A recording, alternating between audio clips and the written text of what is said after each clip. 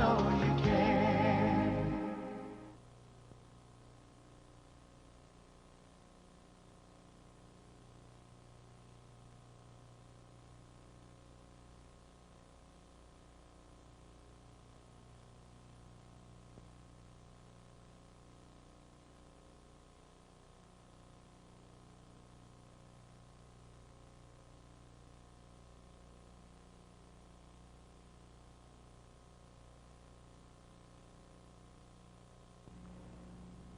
Let us now turn to the African response to these atrocities. A lot of people are not aware of the fact that while Africans were getting beat up, both physically and intellectually, that Africans were also getting in a few licks. So let us look at the licks that Africans were getting in during this tragedy. During the 300-year slavery period before the beginning of the philosophy of white supremacy, Africans developed three basic approaches to the oppression that they were suffering. One was revolt. That is, from the very start, beginning in about 1500, when the first relatively significant shipload of Africans arrived in the Western Hemisphere. You see revolt on the island of Haiti, which Columbus invaded. You see a revolt against the plantation that Columbus's son and brother were running. And that revolt resulted in a part of the plantation being burned down and the Africans escaping into the interior of the island and building a new African community, because that's the only kind of community they knew how to build. And that community continued generation after generation as a free and independent African community. And what you saw as more and more Europeans moved into the Western Hemisphere and invaded the various parts of the Western Hemisphere and brought Africans to do the dirty work, more and more Africans revolted and established free and independent African communities. The Europeans called them maroon communities. But that revolt was a constant part of the pattern of colonization in the Western Hemisphere. It's been underplayed by the historians, but it was always present. Sometimes the revolts succeeded and sometimes they didn't. Those revolts were very, very inarticulate in terms of written text, and so we don't know exactly what the reasoning might have been, except that we know that Africans wanted to be free. And that has always been demonstrated. A second approach to the problem of trying to get out of the mess was the petition approach.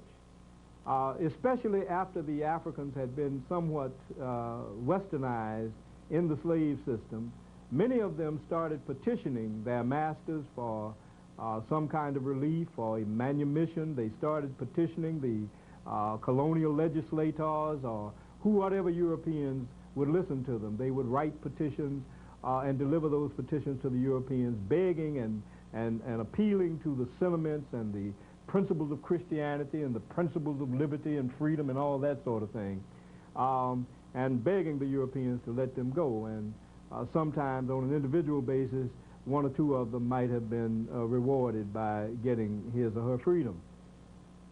The third pre-Haitian Revolution approach, as I call it, was collaboration.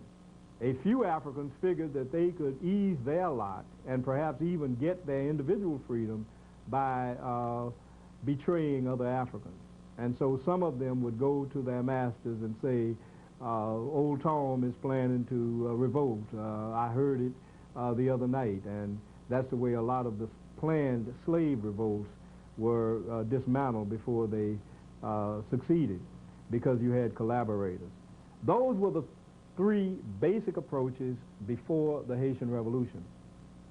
But the Haitian Revolution, which in my opinion is perhaps the greatest event that has occurred in modern history, because it represents the destruction of 3 European armies by a group of Africans who had been slaves a few years before. A group of African slaves, about 500,000 African slaves, on the island of Haiti, starting in the year 1791, rose up, and they defeated a British army, a Spanish army, and the French army of Napoleon Bonaparte, and gained their freedom on the battlefield. And it is that Haitian Revolution that changed the course of African thinking, because synonymous with the Haitian Revolution was the arrival in full force of the project of intellectual white supremacy. And so after the Haitian Revolution, African leaders and thinkers had to respond not only to the chattel slave system itself, but they also had to respond to the atrocity, the philosophical construction of white supremacy itself. And so we see even during the Haitian Revolution that Africans in the diaspora here in the colonies in the Western Hemisphere were responding to it. In 1793, 2 years after the revolution started,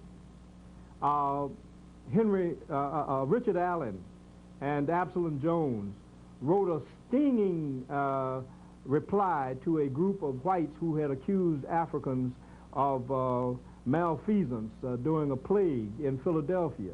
And in that reply, Allen and Jones referred indirectly to the Haitian Revolution to let Europeans know that not all Africans were submitting meekly to slavery.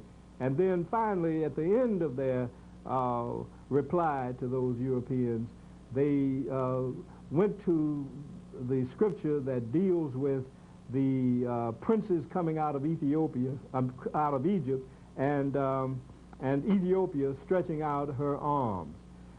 They, in other words, connected the African liberation movement with the Haitian Revolution on the one hand, and with ancient African culture and civilization on the other hand.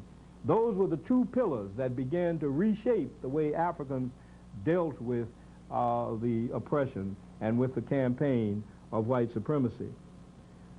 In 1797, 4 years after Allen and Jones delivered that statement, the man who had established the African Lodge, which now is called the Prince Hall Masons, lectured the lodge that he had established 10 years earlier. And in that lecture, which was designed to remind the African members of that lodge that their primary duty was to dismantle the slave system, in that lecture he said these things: "My brethren, let us not be cast down under these and many other abuses we at present labor under, for the darkest is before the break of day.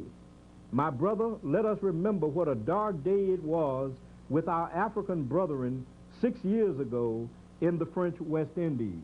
At that time, Haiti had not been named Haiti, and so he referred to it as the French West Indies. He continued, "Nothing but the snap of the